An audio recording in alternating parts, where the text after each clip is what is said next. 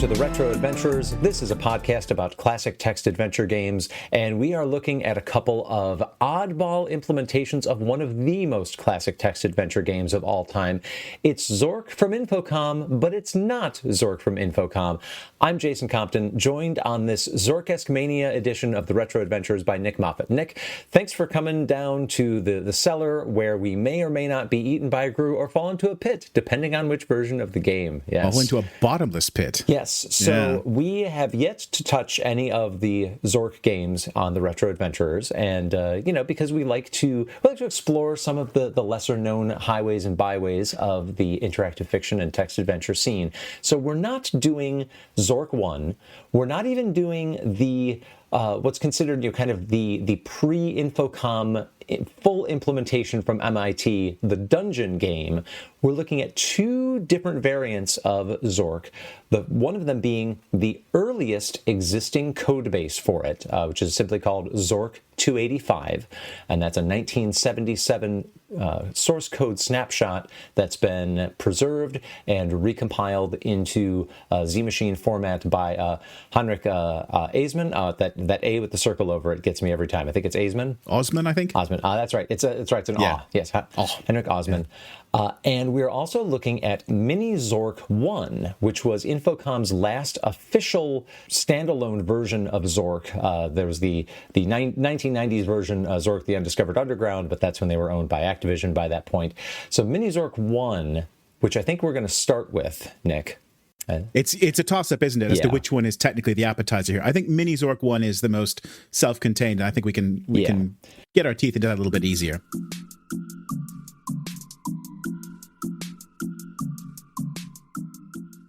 So Mini-Zork 1 is, essentially what it sounds like. It is a cut-down, streamlined version of the Zork 1 game. Legend has it that this was created by Steve Meretzky around 1987.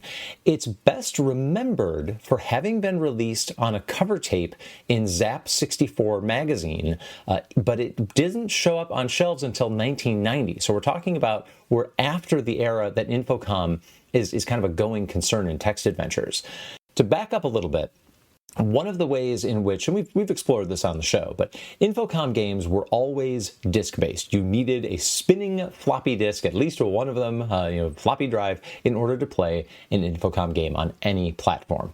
We've covered several games like The Hobbit, that implement a world full of characters running around and singing about gold in what we call a single load, in that they load off of tape. It could load off of disk, but the appeal was kind of they could be distributed on tape, loaded once into the computer's memory, 32 or 48 or 64K of memory, and that was it. That was the entire game.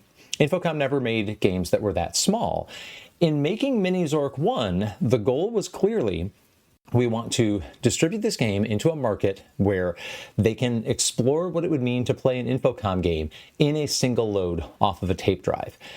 It's never been entirely clear what the next step was meant to be after that. And there's a few things that, as we delve into this game, I'm going to say, I'm surprised I've never seen anybody mention about this game, but I've never really seen any Infocom historian address just what was this meant to unlock. Was Infocom going to do more of these mini games, try to distribute them into the budget market in the UK? It's really, really unclear. This was the first time I'd really sat down to play it. Nick, had you ever explored the world of Mini-Zork 1 before? I had not, and you're asking me about my experience with Zork, so I may as well tell a little bit of his backstory here, which is that I think my first experience of text adventures was Zork, sort of vicariously through someone else. Which text adventure experience did you mean? Nick's first experience with Mini-Zork 1 or Nick's first experience with Zork 1? With Zork 1. Sorry, yes, of course. I was saying, we're doing like parts of disambiguation. Let me tell you about this one. There we go. Yes, so parts of disambiguation, proper Zork 1 on the Apple II. So as I mentioned in a previous episode, I think Seattle Public Library, where my parents worked, had an Apple II. And I remember there was an adult who used to go in and used to use this thing. It was in the children's section of the third floor of Seattle Public Library. So, low shelves. So the librarians always had a clear view of everyone.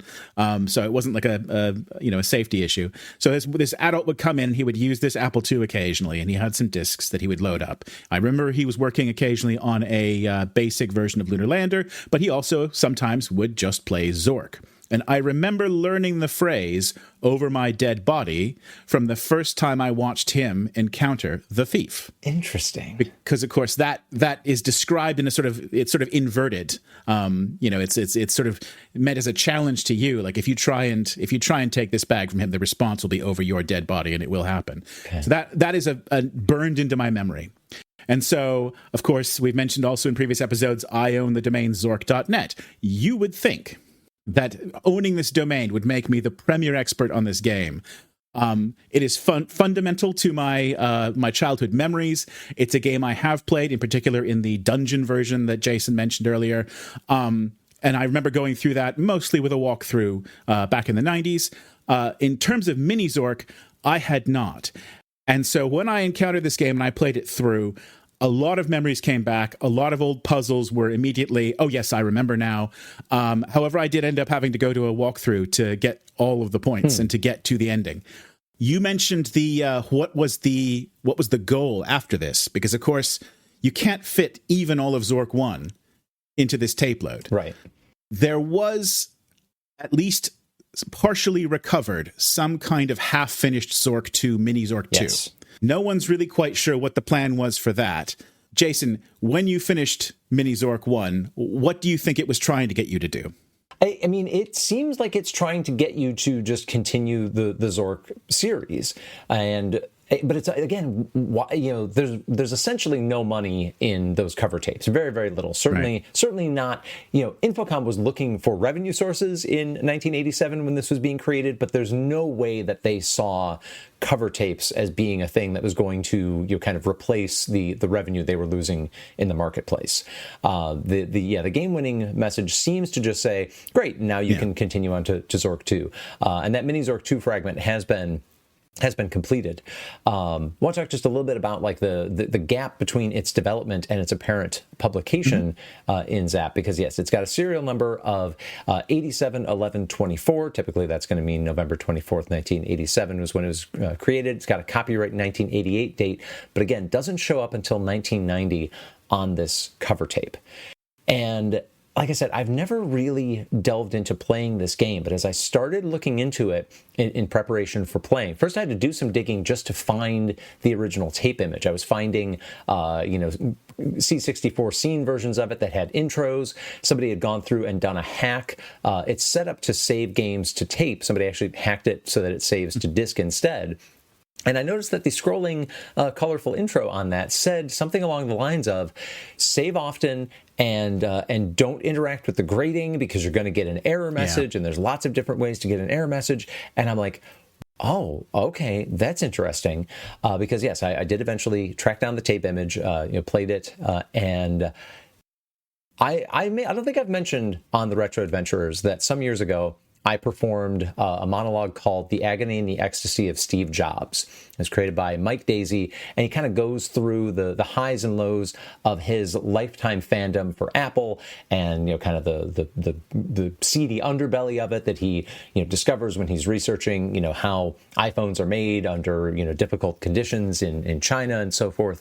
And it's a wonderfully entertaining performance. If you ever have a chance to see it, I really recommend it. But as he goes through Apple history, he talks about different high and low points. And he talks about the Apple Newton. And I think I can quote this from memory. He says, it was this and it was this and it was all these wonderful things, except that it didn't work. And Mini-Zork 1 on the Commodore 64 does not actually work. I tried and tried and tried, and I kept running into what I know from experience, like helping test I'm blanking on the name of the Osmo, the modern C64 Infocom interpreter. What I recognize from like trying heavier Inform 6 and Inform 7 games, I recognize are stack overflows. Like they obviously tried very hard to pack this into a single load, but it didn't work. No matter what you do, I eventually, like, I could not get the bag of coins from the Dead Adventurer. It would always crash there.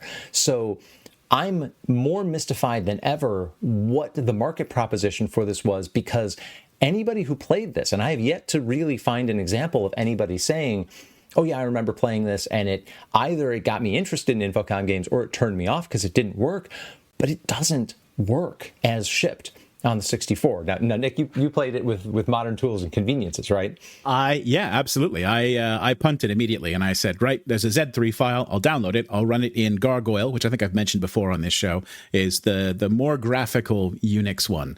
And I was able to run that with all my custom fonts and color schemes and everything I like, and it was just very, very comfortable. I did also encounter a few unfortunate events. Nothing, of course, that would crash back to an operating system or, any kind of stack overflows like that. But I did occasionally find some points where I think this was an unfinished project that Activision packaged up and shipped off. This feels very much like something that got about 85-90% of the way, and then the collapse of Infocom really picked up pace. And then later, Activision just decided, ship it. Now, here's another question. Did you play Release 34, or there is a Release 2 that's floating around out there?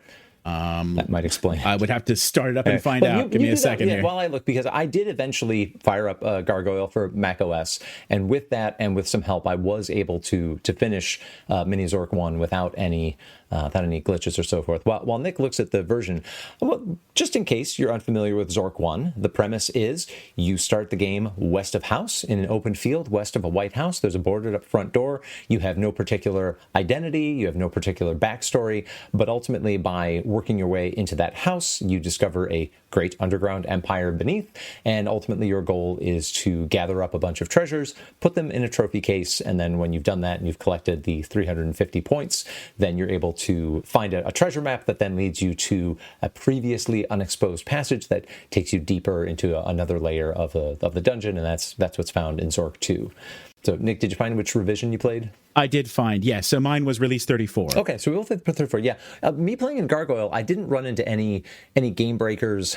There's certainly some things that are less implemented. Some a lot of things don't particularly have descriptions or responses to examine. Yeah. What I will say for the 64 version was that when it was working, it was at least fairly responsive. But again, that doesn't count for much, because you really couldn't play. I presume that was a combination of just not spending enough time testing on real hardware, because whatever their development machine was, obviously it had a Z machine interpreter, and it was going to be just fine running it with enough stack space there. So their development system was a PDP-10, effectively. Right. It was what was called a DEC System 20. So if you can imagine, that was a souped-up, much more modern PDP-10 with TOPS 20 as the operating system built in. So what I found kind of interesting, and this I think maybe speaks a little bit to when you were asking, what do I think the game was asking me to do or trying to encourage me to do at the end of the game, was there's at least one reference that I found that essentially says, this only works in the full version of the game, which was trying to open the clock. Well, what's not a clockwork egg, it's just a jeweled egg in this version. And I thought that was interesting. So, were they assuming that people knew things about the game going in, or were going to track down, clues and so forth? It didn't seem necessary. They could have just said, the egg doesn't open. You go, oh, okay. My interpretation of that is that they knew that people would have invisiclues, or they would have hints from friends who had the disc version, or maybe they'd read magazine articles that covered some of the earlier puzzles, because the Clockwork Egg is one of the early ones. And it is extremely difficult. So it is one of those sort of Babelfish type puzzles that happens early enough, is tricky enough to actually get a good solution for as a new player. Mm-hmm. And so it tends to get discussed a lot. Yeah. So we have no spoiler discussions here, and I think we're going to want to talk a little bit about the thief here. I think we're happy to spoil this now almost 50-year-old game. Plenty happy, yes. Plenty happy, yeah. So in ordinary Zork 1 or in the original dungeon, the trick is there is an NPC, a mobile, constantly moving character called the Thief, and you will encounter him in the dungeon. And he will tend to reach into your pockets and pull out a piece of treasure and keep it for himself in his lair. And he is also clever enough to open this egg and pull out the jewels inside. And so that's ultimately what you have to do, is you have to let this get stolen, right. Which is, it's a clever approach to get you to kind of think a little differently than your usual, just collect everything and put it in the trophy case.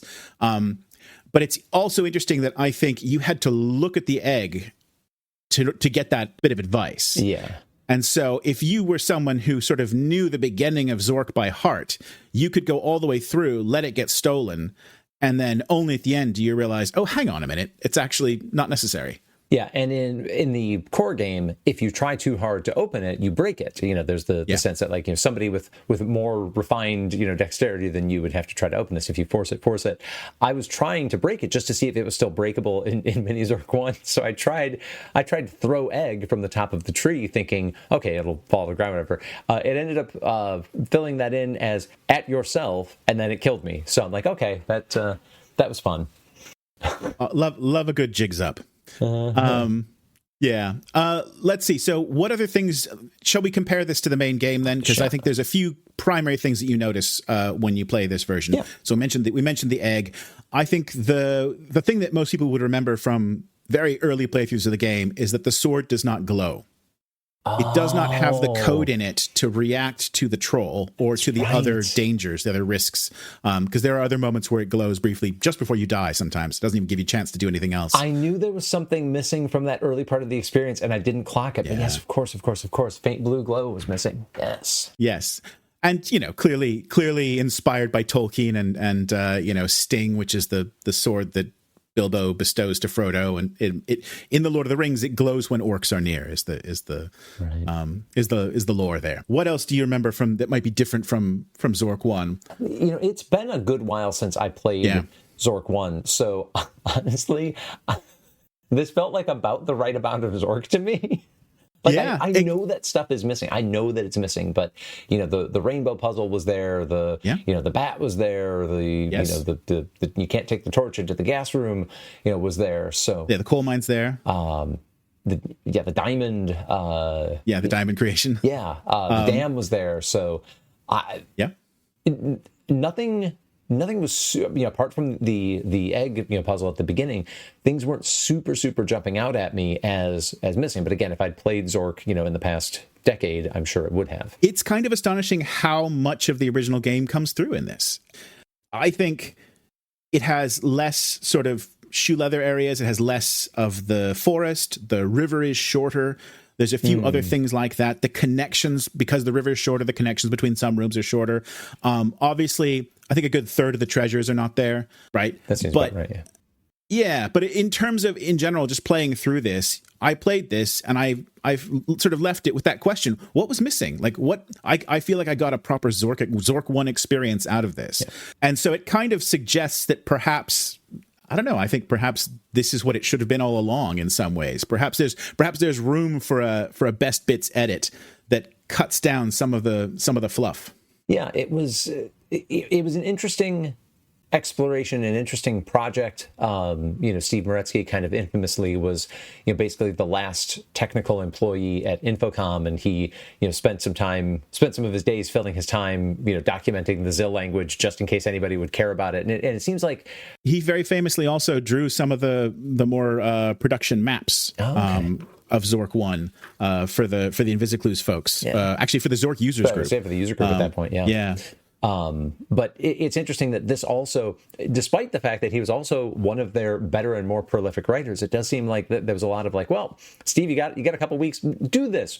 We're not sure what it's for. We're not sure what the market opportunity would be. Like, it's tough to imagine. Like, would you do a half dozen of Infocom's greatest hits in mini form and try to sell them for £2 each on tape, or a collection of 6 for £5 or whatever. I can imagine them trying that, but I can't imagine that being a big revenue generator, which and they needed real money at that time. So an interesting project, and again, I'm shocked that I've never come across people saying, this doesn't work, right? That, examining the skeleton, taking the bag of coins, interacting with the grating, all of these things cause stack overflows. It doesn't work, right? But unfortunately, as shipped for its intended platform, it doesn't work. pulling it out and playing it on a modern interpreter. I did not have time to put it into Osmo to see if there was a way to finesse the stack to be a little bigger there. But yeah, unfortunately, not perfection, but an interesting project. There is the fan completed Mini-Zork 2 out there as well, which we'll probably take a look at some point. But yeah, this being the last ever truly official product from the initial wave of Zorks, so to speak. What do you think about it? Kind of taking that more than 10 years of development at this point and trying to distill it down to this little package. I think it does a good job. I think it definitely needs more polish. I think there's room for it. It does feel like they tried to ship a raw egg. However, I think give it a little bit of time and it could be a jewel encrusted egg. Little time, little pressure.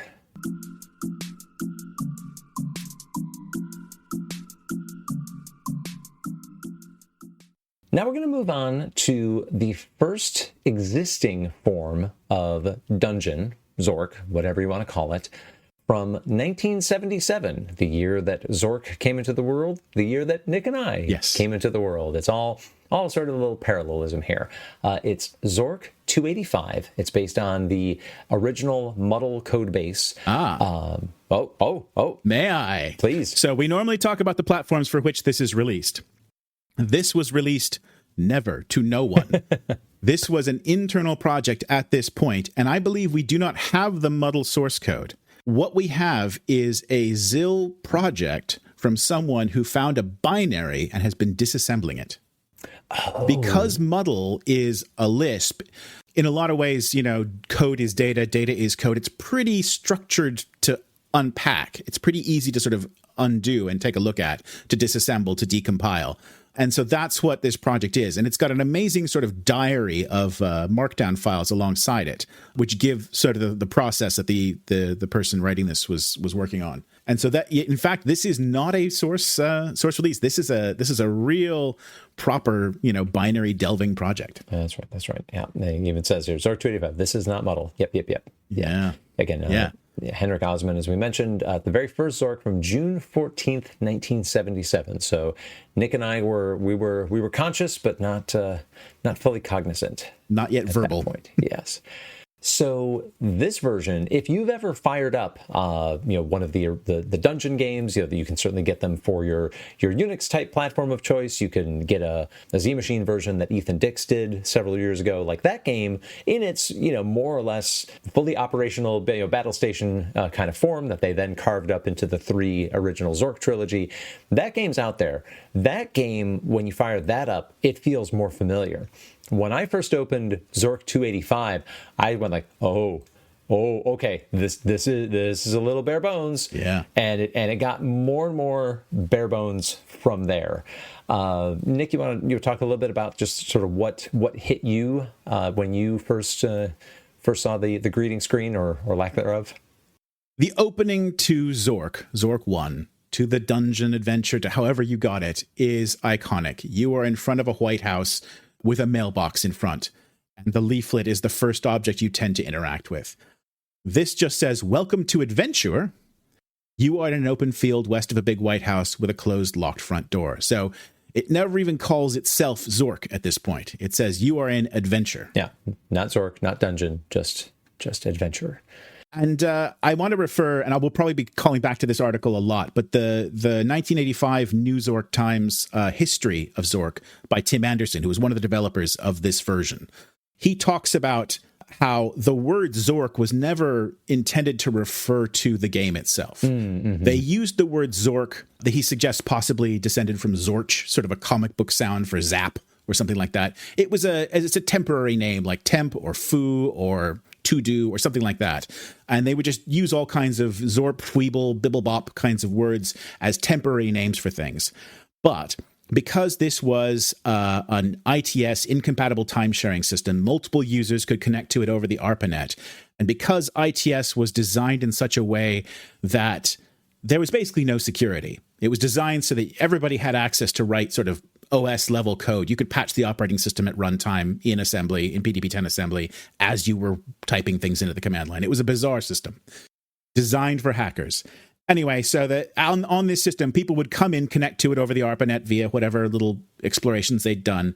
They would see in the process list people running this thing called Zork, and they could attach to their screens and sort of look over their shoulders, see what was coming up on their displays. And they would go, oh, that's interesting. It seems to be an adventure game. That looks cool. I'll give that a try. And you just type in :mark, Zork, enter, and that would run the version of this temporary program out of Mark Lebling's directory. And that basically is how Zork became associated with this game. There were just so many people coming in from outside who didn't know the tradition that this was basically a sort of a foo or a bar. I think you said Mark Lebling. Do you mean Mark Blank or Dave Lebling? Mark Blank's, I beg your pardon. Yeah, sorry. It's Mark Blank's copy. Yeah, and yes, very terse opening. Not terribly uncommon, but no mailbox to explore. If you get the about message, it says you are near a large dungeon, which is reputed to contain vast quantities of treasure. Naturally, you wish to acquire some of it. In order to do so, you must, of course, remove it from the dungeon. To receive full credit for it, you must deliver it safely to the living room. And it goes on a little bit from there. But this was actually interesting because, like, the experience of starting Zork doesn't essentially say, oh, and you're going to definitely want to get some of that treasure. It feels a little bit more open-ended, but this is definitely telling you, you're going to want some of that. It goes on a bit to determine how successful you've been. There's a score kept. We've got that from Colossal Cave Adventure already.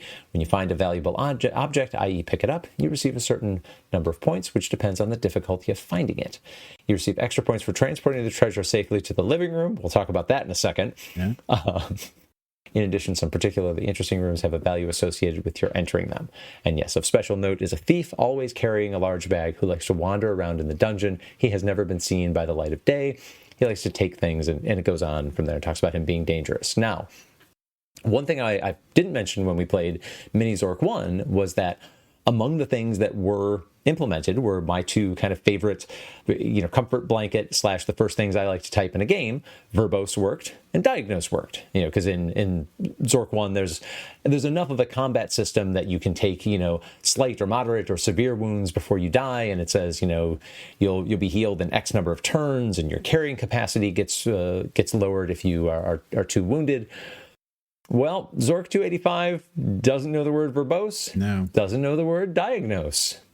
And combat is not as sophisticated as it would become later, which we'll talk about as well. But yeah, I was a little disappointed. Like, oh, my two Zork safety blankets aren't. They're not here for me. Yeah, this is definitely so.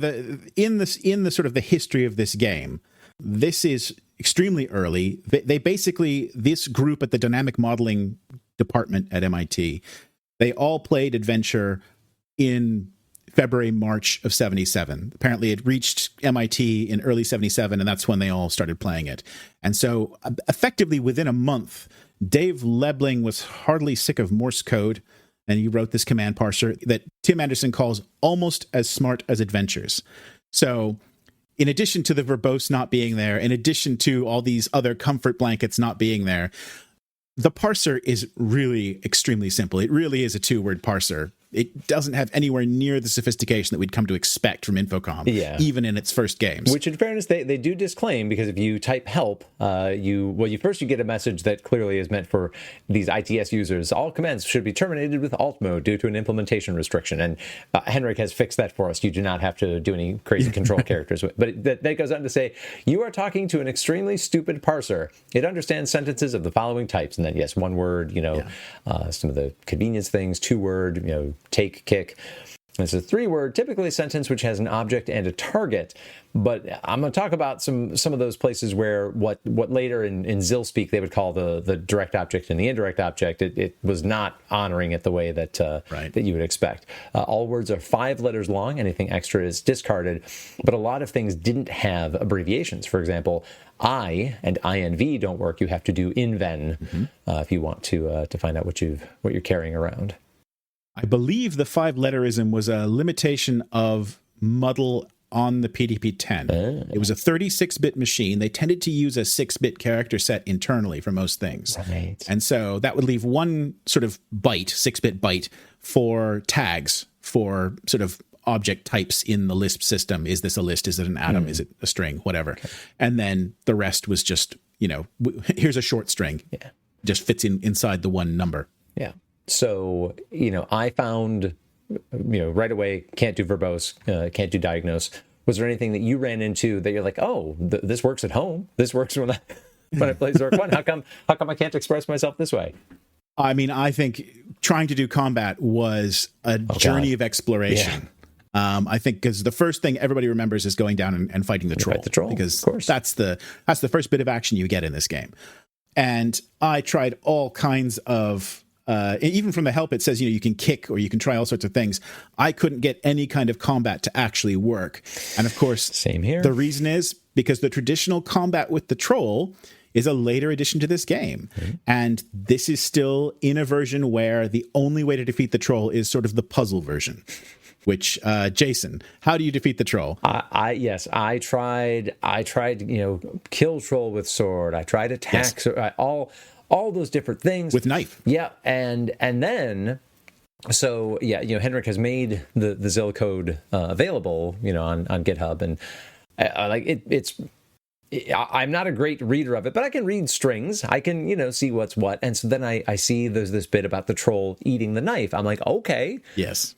Give knife to troll, feed knife to troll, use knife on all these, and then no, you have to throw the knife. And I think it's just throw knife. I think if you do add troll, it freaks out. Another message back. Yeah. So regarding the troll, you throw the knife, he eats it, dies of internal hemorrhage, and then vanishes along with his axe. Yeah. So this is also a bit of Zork implementation lore, which is that at some point during the testing of this, they said, oh, well, that axe shouldn't really disappear with him. We should have it left behind. And it should be another object like the knife, like the sword, something that can cause violence. We can just, leave it in there. And the problem is that immediately the first playtester said, ooh, an axe. I can go up and chop down all those trees.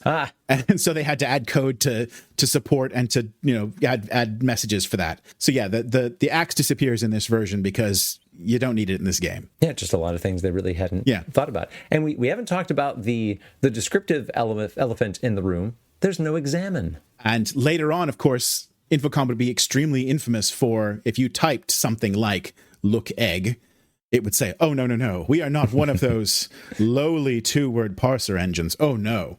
No, we're far more sophisticated than that. You must look at something or look under it or look inside it or something like that. Yeah. But yeah, in this case... Yeah, just this had not gotten there yet. So yeah, playing this preserved version, it is you have to reset your brain and not think in terms of I'm playing a proto Infocom game. It really is more... I'm playing an early mainframe game that looks a lot like Zork, but really I need to take nothing for granted in terms of how I'm going to interact with this world. Yeah. For example, one of the early puzzles that carries over, a lot of things are more or less intact. Notably, the maze. From Zork 1 seems to be the same layout in this mid-1977 version all the way through to Mini-Zork 1. But there's the puzzle where you use a rope to climb down after tying the rope to the railing, but you can't tie rope to railing. It says, I don't know that word. A lot of things just give you sort of a general, I don't know that word. You have to just tie rope. This is probably a good place to mention that Henrik documents about 24 bugs that he's fixed, and that was one where, like, if you tied rope twice, you'd crash out the machine. And there is a way to put it into hardcore unpatched mode if you really, really, really want that classic, authentic experience. Yeah, the scores give you ranks in the classic fashion. They do have a note in here that if your score is above the maximum possible score, it says your rank is cheater. Yeah, it's a good one. But yeah, it goes from loser up to master. So what happens when you reach the maximum possible score? I believe I have read nothing actually happens. Nothing. I ended up fighting far too much with the parser to make too deep of progress, and plus I was starting to I was assuming certain things like, oh, well, the Cyclops, I know how to deal with him. Oh no, the usual fixes don't work. Oh, I'd have to go back and get the food and all that. Yeah, it doesn't have any finish at all. And so that's actually one of the things that, again, with my familiarity with original Dungeon, which is an escaped release of this, and the Dungeon game has mostly Zork 1, a lot of stuff from Zork 2 around the periphery, a couple of pieces that made it into Zork 3. But the most interesting thing is the end game for this grand dungeon is basically the ending of Zork 2. And so that's not in this game yet. That's something that wouldn't be added until 78, I think, or possibly by December of 77. But, there's, the bank vault, the Sokoban, what they called the Chinese puzzle room, all that stuff. That's not in there. So between this was June 77. Yep. The next version for which we have original model source was December of 77. In that time, they managed to put in most of what would become the map, the end game, the volcano, all these other puzzles that fleshed it out. So really not a lot of time from we just found adventure and we've started playing it to we basically have Zork. Yeah. And they would refine it over 78, and then in 79 they would found Infocom. Now, to put you on the spot, did they come up with the GRU between those two versions? Because as we alluded to at the top, yes, this version still has falling into pits if you don't have your light on. The GRUs appear in the December 77 version. Okay. I'm going to confirm that now. See, if you hear me typing, that's me. Yeah, the lamp, which, by the way, you cannot turn on and off as you might be accustomed to. You have to light the lamp and extinguish the lamp. Again, thinking in that two-word mode. Yeah, so whereas by 77, I think you're able to light it with the matches. Or I guess you light the candle with the matches is the puzzle for the bell book and candle. So, so GRUs do appear in the December 77 edition. And so that was basically, again, it was a playtester thing. Someone said, that's a bit funny that you fall into a bottomless pit in the dark attic of the house that you've broken into. Yeah. Surely you would have noticed that in the living room. And so they had said, fine. And that's where they came up with the GRUs and the whole lore behind that. Yeah. So let's see. Is the jeweled egg that we were talking about, is that in this version? I didn't find the climbable tree, but maybe I just didn't wander around the woods successfully. Yeah, I didn't find the egg at all. Okay. So the woods they're much reduced. I don't think they appear at all. I think you're pretty much just stuck walking around the house. I wasn't able to interact with the trees at all. Yeah. And those treasures, right, if you're an experienced Zork player, and of course this works in Mini-Zork 1 as well, you take the treasures to the living room, you open the trophy case, you put your treasures in the trophy case, and there I am in the living room. I've gone down. I'm all proud of myself. I found the painting, got back upstairs. Doing great. And then I try to put painting in case, and it says I don't know that word. And I'm like, well, all right, put painting. No, insert painting. No, and finally, fine. Drop painting, and then it goes, oh yes, the trophy case accepts another treasure. I'm like, oh okay, okay, we're working on it, but. Yeah, and really, quite frankly, in the summer of 77, that's when most of the things that we think of as a very luxurious Infocom game started really appearing. And part of that, I believe, is because they were looking for justification to keep using this massive PDP-10 for this ridiculous game that was becoming way too popular. And so they were the design modeling group at MIT, which I think was meant to do CAD type research, I think, something like that. And so they basically said, oh, well, we're doing parser research. We're don't look at us. We've improved the parser. Surely that's justification for us to keep running this game. Another interesting thing I noted, and this is not me spotting a typo necessarily. I think it's more just the culture of 1977. There's a bit above you is a large dome painted with scenes depicting elfin hacking rights. Yes. ELFEN. Well, go ahead, Nick, put a finger up. Yeah, I put a finger up because that is a famous publishing dispute between Tolkien and the American publishers of Lord of the Rings. Possibly The Hobbit, but I think Lord of the Rings, which is that the American publishers, changed color. They took the U out of color and all this other stuff to make it for the American market. And they also replaced the word elven, which he had, of course, coined being a linguist. He thought this is a far more sort of Viking, Celtic phrase to use for something that is made by elves. Okay. And they changed it to elfin, which we tend to think of as a bit more sprightly and cute as a term. And so, yes, the very first version of this had elfen, which is a strange mix, I guess. However, by the time you get to December, they've already gone back to elven, which I think by that point, that dispute had been resolved in the 1970s editions, because it was the 50s editions that everybody had that had this strange publishing edit in it. Oh, okay. Yeah, see, I just saw it as, hey, fantasy genre nerdery wasn't mainstream standardized culture in 1977, so maybe that was just the way they spelt it. I did not know this deeper cut of semi-bootleg Tolkien, American versions or whatever was happening there. Interesting. Yeah, I think he was just in a dispute with his publishers in the U.S. Okay. So, like I said, yeah, I did not get as far in this as I would have liked to. I was able to finish Mini-Zork 1 after switching platforms. Didn't finish this. What did you run into on your quest to 285 that might surprise those of us who know Zork or bits of Zork? Oh, the big one, I think, and I think the thing that struck me, again, I'm mostly looking at early on. I think I didn't really get as deep. I think both of us kind of gave up a little bit early on in this game. I think the thing that struck me most was the missing sword.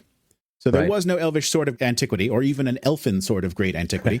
So it couldn't even glow blue because it didn't exist. However, if you look at the text that Henrik put in for his diary, one of the things he finds almost immediately in the decompilation is an object called sword. Okay. So they'd wanted something. They'd wanted a sword in this game. Yeah. But it was just a placeholder at this point, and it wouldn't become fleshed out until months later. Interesting. So yeah, so you have to use the knife trick to get to the troll, but the thief will happily take your treasures. And how did you run into how dangerous he was? I was able to zip past him every time he showed up, but how would you even fight him? Did you just throw the knife at him? Yeah, I think you basically pay the tax and run away. Oh, okay. Obviously, there is an end game, which there is a sort of a very quick moment where you basically can kill him. Oh, okay. And then you get the treasure room with all the things that he stole from you. You get it all back. Yeah. And they did, in fact, make an attempt to show that the things he'd had in his bag sort of appear in the listing on a pile of dust that he has turned into, and the rest is there, which is, I think, pretty standard. But that, you got to see, what he'd taken and what you expected to find in there from his previous explorations. Yeah. Well, Zork-285, definitely a historical oddity as a piece of archaeology, seeing where things began, how they started taking shape, just how far, to Nick's point, even in the next 6 months, they would get in terms of player convenience, maybe making puzzles hold together a little better. Like we said, it does not have an end. Henrik disclaims at the top, yep, you get 285 points, and you can say, great, I've got all the points. I've done it. Yeah, get score and see your ranking and so forth. So recommended for the types of people that are listening to this show, but maybe doesn't need to go too much further than that. I have to say, I think you and I couldn't make it too much further through this version of it. Mm-hmm. I think it was an extremely difficult slog. A lot of the treasures were there. A lot of the puzzles were there. I think we did what we could. But I think this is only for completists. Yeah. This is for those who want to cover every single Zork game there is, but not someone who feels like they're only happy if they can finish every last bit of the game, because I think there's pieces in here that you'll have trouble with.